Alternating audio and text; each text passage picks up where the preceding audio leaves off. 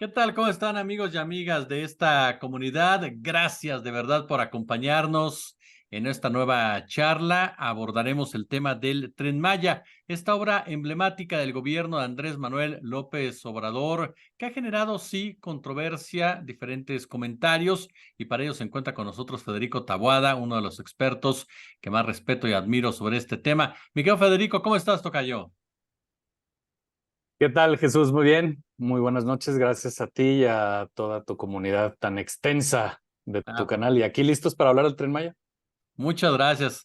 Oye, amigo, pues yo de entrada te preguntaría, ¿por qué divide tanto el Tren Maya? O por lo menos, ¿por qué se busca crear esta imagen de que está dividiendo tanto en realidad? ¿De dónde provienen las críticas, los señalamientos a esta obra que ha sido reconocida ya también por diversos factores como clave para el detonante del desarrollo en el sureste? Bueno, lo primero es dar certeza a esto último, ¿no? No hay ningún país en el mundo desarrollado de todos estos países que admiramos por su Estado de Derecho, por su infraestructura, por sus inversiones, que no tenga una red de transporte ferroviario con una cobertura pues bastante amplia sobre su territorio.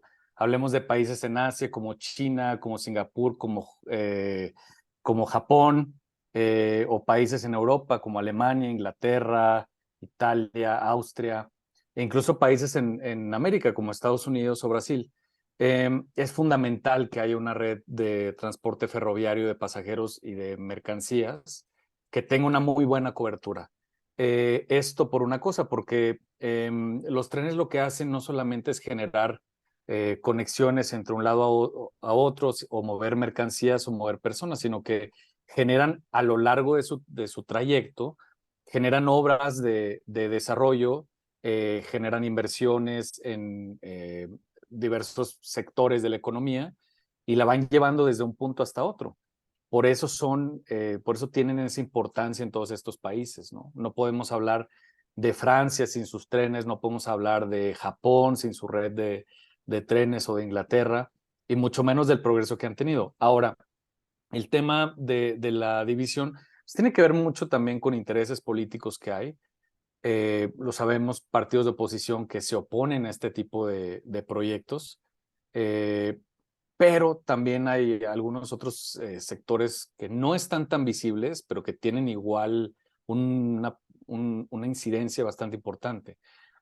Yo siempre trato de hablar, y lo he visto muy poco retomado en medios, del sector de transportistas, las empresas de autobuses interestatales.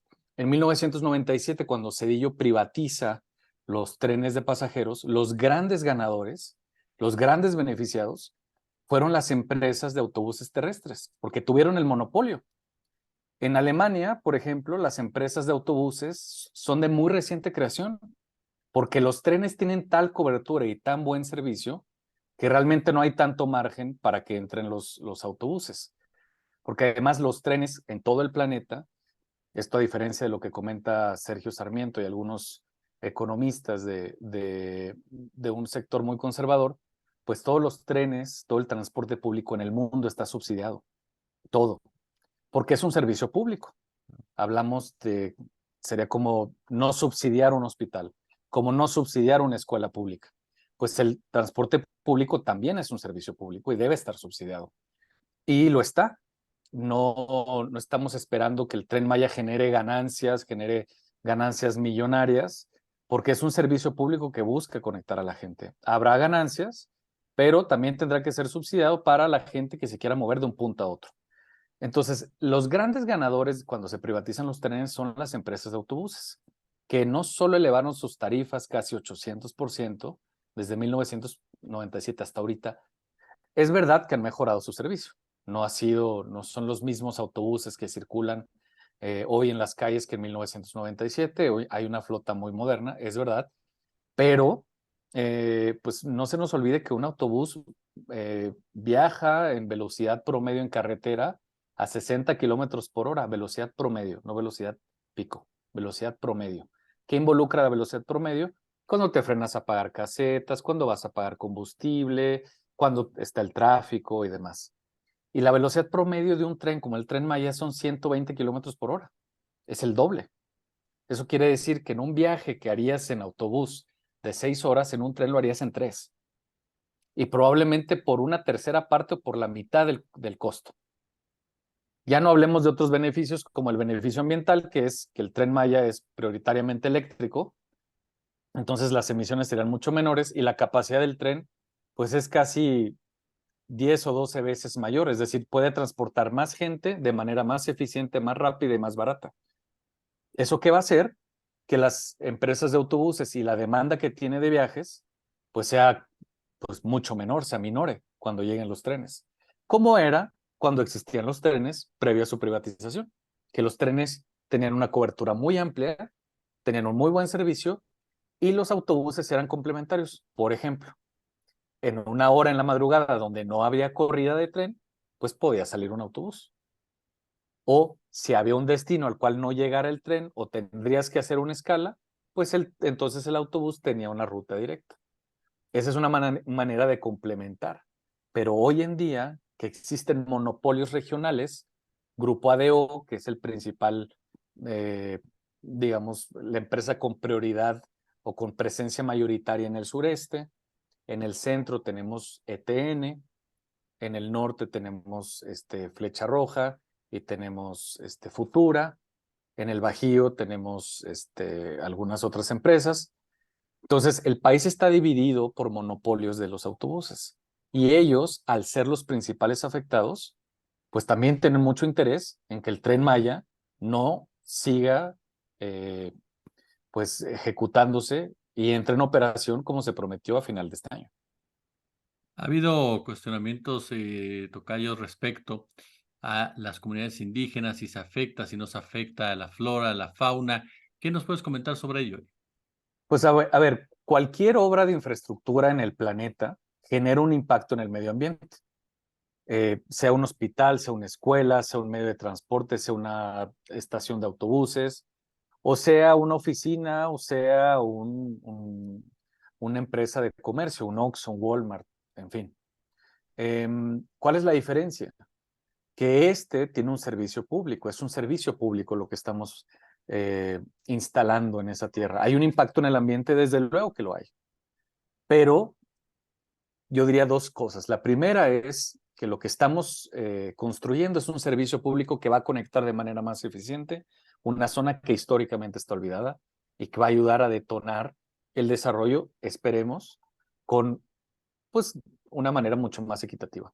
Y segundo, es que el tren, a diferencia de una escuela, de un hospital o de un Oxxo o de un Soriana, tiene una manera de mitigar el impacto al medio ambiente. ¿A qué me refiero con esto? Y está muy vinculado con lo que hablamos ahorita. A partir de que el tren entra en circulación, mucha gente va a preferir viajar en tren que viajar en avión, que es el medio de transporte más contaminante del mundo, o va a preferir viajar en tren que en vehículo o que en autobús, que también son bastante contaminantes. Entonces, esa es una manera de mitigar. ¿Qué hace el tren? Reduce emisiones de otros medios porque el tren tiene un mejor servicio. Entonces, de hecho, ahora en Francia, el presidente Macron tuvo una idea que me parece bastante interesante. Él dice, si tú puedes hacer un viaje en tren en menos de 5 horas, no deben existir vuelos que compitan con los trenes porque los aviones son muy contaminantes. Entonces, si queremos reducir la huella de carbono, vamos a prohibir los vuelos que compitan con los trenes, porque los trenes en Francia tienen muy buen servicio, son puntuales, son muy baratos, son rápidos, y te dejan en un punto muy central de las ciudades. Todas las estaciones de trenes están en los centros de las ciudades. Bueno, entonces si existe un avión que compita con un tren que hace menos de 5 horas de punto A a punto B, ese vuelo se va a cancelar. Entonces, muchas empresas se ampararon y utilizaron estrategias jurídicas y finalmente la Suprema Corte de Francia dictaminó que la prioridad era reducir emisiones al ambiente y que si se podía hacer un viaje en tren no se estaba violando ningún derecho constitucional, así que permitió que esta medida se tomara en cuenta. Entonces, ¿a qué me refiero con esto? Yo sé que es un ejemplo muy de la Ciudad de México, me van a disculpar por el chilangocentrismo, Pero una vez que en la Ciudad de México se construye una línea del Metrobús, una línea de teleférico, una línea del metro, vemos que es tan eficiente para movernos de punto A a punto B y tan barato que dejamos de utilizar el auto o dejamos de utilizar el Uber o algún otro medio de transporte y preferimos utilizar el transporte público. ¿Eso qué hace en general? Reducir las emisiones. Entonces, el tren en el sureste del país lo que va a hacer es eso. ¿Tiene un impacto al ambiente? Sí, sí lo tiene, como cualquier obra en todo el mundo, pero tiene una manera, a diferencia de otro tipo de infraestructuras, de mitigar su impacto al ambiente. Entonces, digamos, el balance es más o menos neto y muy positivo. Oye, las críticas, Federico, han partido, nos decías mucho de los transportistas, del grupo ADO principalmente. Las críticas vienen más que nada, las consideras tú entonces por esos intereses que está tocando el Tren Maya, más allá de las acciones que por lo mismo hubieran podido generar. Pues fíjate que es el único sector que económicamente se ve afectado, porque yo te podría hablar también de sectores hoteleros. Ujú. Por ejemplo, el sector hotelero también se opone en ciertos puntos, sobre todo en el tramo 5, en la parte de Playa del Carmen, Cancún, Tulum, se oponen al Tren Maya, pero realmente es más un interés político, porque al haber más turistas en esa zona, pues ellos van a captar muchos más clientes. Sus hoteles van a tener un nivel de reservación mucho mayor durante el año. Entonces, realmente ellos no tienen un interés económico en derribar el Tren Maya. Los que sí lo tienen son las empresas de transporte, porque pues me van a perdonar la expresión, pero les van a bajar el mandado ahora que hay un medio de transporte mucho más eficiente y más barato.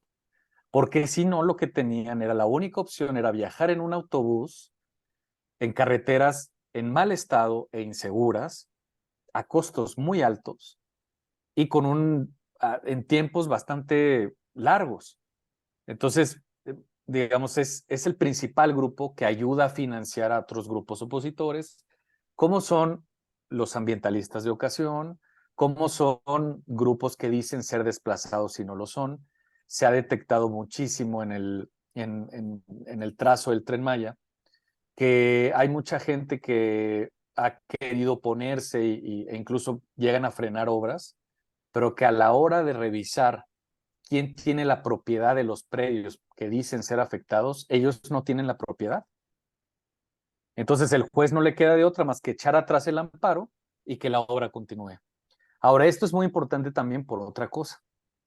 Siempre que se construye un medio de transporte como el Tren Maya, como el tren, en este caso el Tren Maya, esto viene con obras complementarias porque me adelanto un poco a tu pregunta también, del costo del Tren Maya.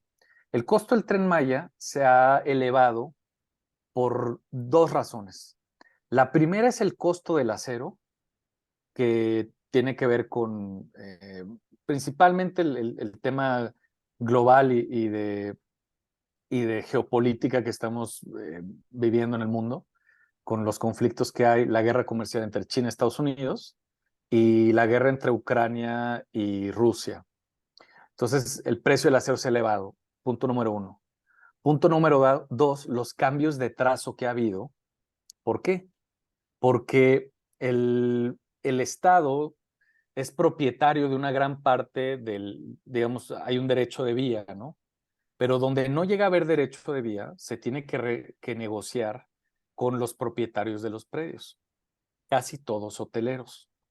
Y ellos, durante pues un par de años estuvieron diciendo, sí, sí nos interesa, bueno, no, bueno, vamos a vender, bueno, vamos a ver, haciendo una guerra comercial y jurídica, que al final terminaron no vendiendo. ¿Y el gobierno qué hizo? Fue cambiar el trazo y decir, bueno, pues voy a tener que cambiar el trazo para no pasar por sus predios.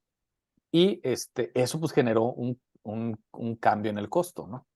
Y el tercer punto es porque el Tren Maya, que esto es una muy buena noticia, ataca de manera integral los problemas en el territorio que había. Es decir, el Tren Maya, además del tren y de las estaciones y paraderos que está construyendo, ha construido en todos los municipios, en los 5 estados que está, ha construido escuelas, hospitales, clínicas, bibliotecas, estaciones de bomberos, bueno, hasta palacios municipales porque había municipios que atendían en edificios rentados, obras de agua, obras de vivienda, es decir, todas las obras complementarias que hay. Entonces, no es solamente que el tren pase, sino que la calidad de vida que hay en las comunidades aledañas también se ve afectada de manera positiva porque hoy tienen equipamientos públicos que responden a sus necesidades. Yo siempre comento esto.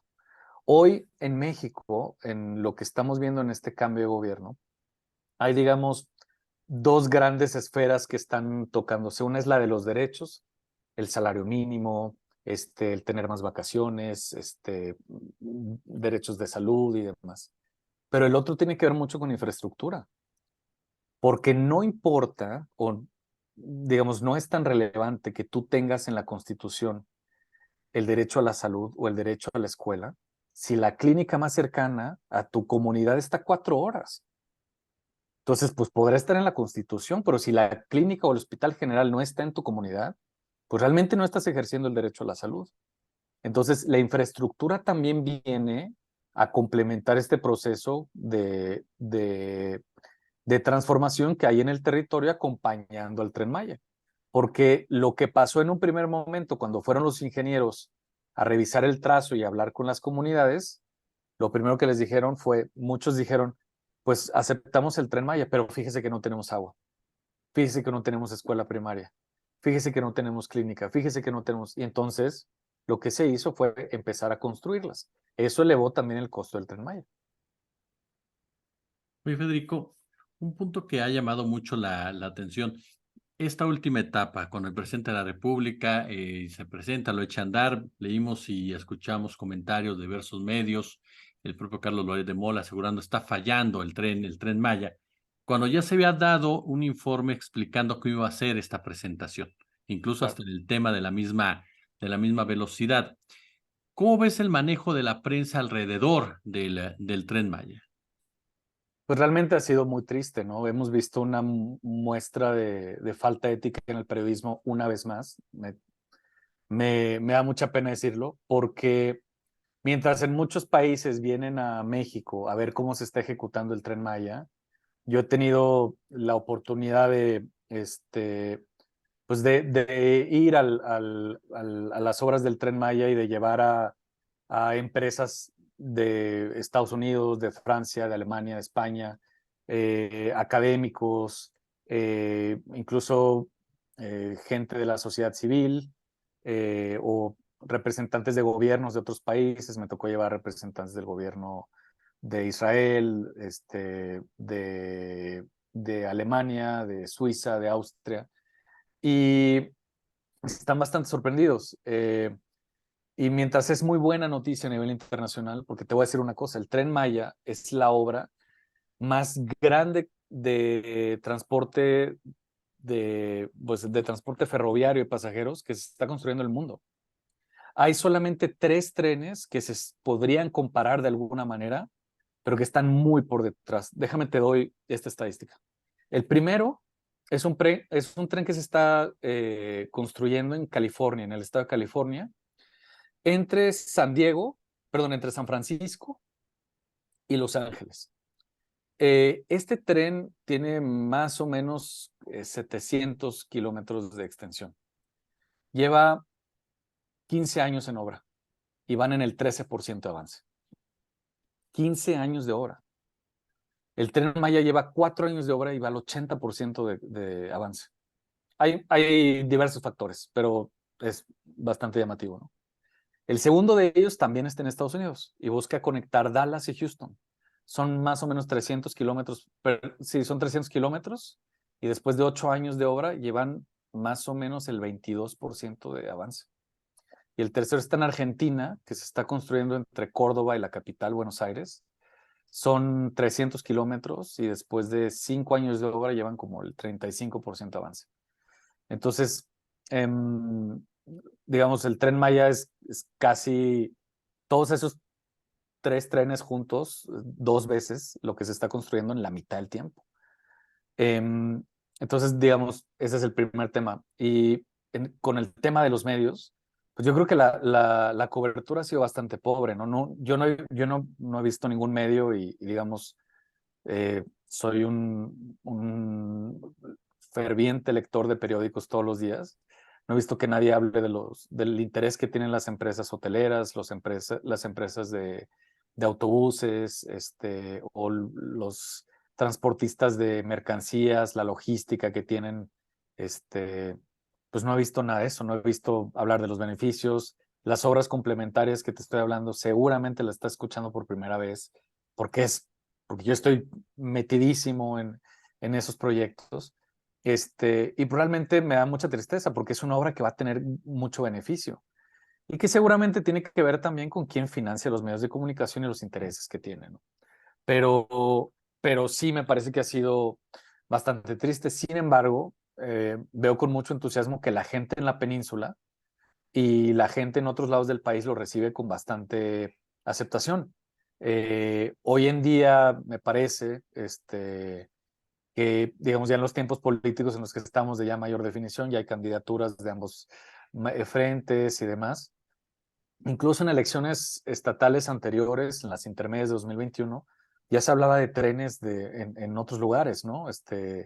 La candidata Carolina Vallano de Hidalgo hablaba ya de un tren que conectara Hidalgo con el Felipe Ángeles.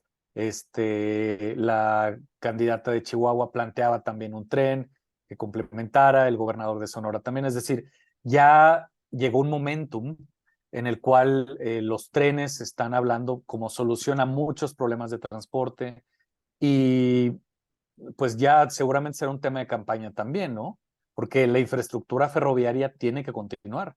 Tenemos que ver cómo conectar México con Veracruz, por ejemplo, pasando por Puebla y Tlaxcala, México con Guadalajara, pasando por Michoacán, México con Acapulco, pasando por Cuernavaca y Chilpancingo, México y Oaxaca, en fin, las opciones son infinitas, pero lo importante era empezar y, y de pasar de tener 0 kilómetros de transportes de pasajeros, vamos a pasar a tener 3000 kilómetros porque es el Tren Maya, es el tren transísmico, es el tren Coatzacoalcos-Palenque y es el tren de Salina Cruz a Ciudad Hidalgo, que es la frontera con Guatemala. Entonces, se va a dejar un avance muy potente, pero tampoco hay que dejar de ahí el esfuerzo. Tiene que continuar porque es verdad que hay muchos puntos del país que tienen que ser conectados de manera más eficiente. Qué bueno que existen los autobuses de pasajeros interestatales, pero hay maneras más rápidas de conectar otros puntos del país. Hoy venir en autobús de Tijuana a la Ciudad de México son 19 horas. Es muy poca gente la que va a hacer ese esfuerzo, ¿no? Y en tren seguramente será un viaje de 8, 9 horas, que a pesar de que es pesado, pues es la mitad del tiempo que se hace actualmente en autobús, ¿no? Federico Taboada, de verdad es un gusto escucharte y saludarte, querido amigo. Gracias por invitarme, Jesús. Te deseo mucho éxito y me da muchísimo gusto que estés aquí en YouTube, en redes sociales, teniendo tanto éxito. Te mando un abrazo enorme.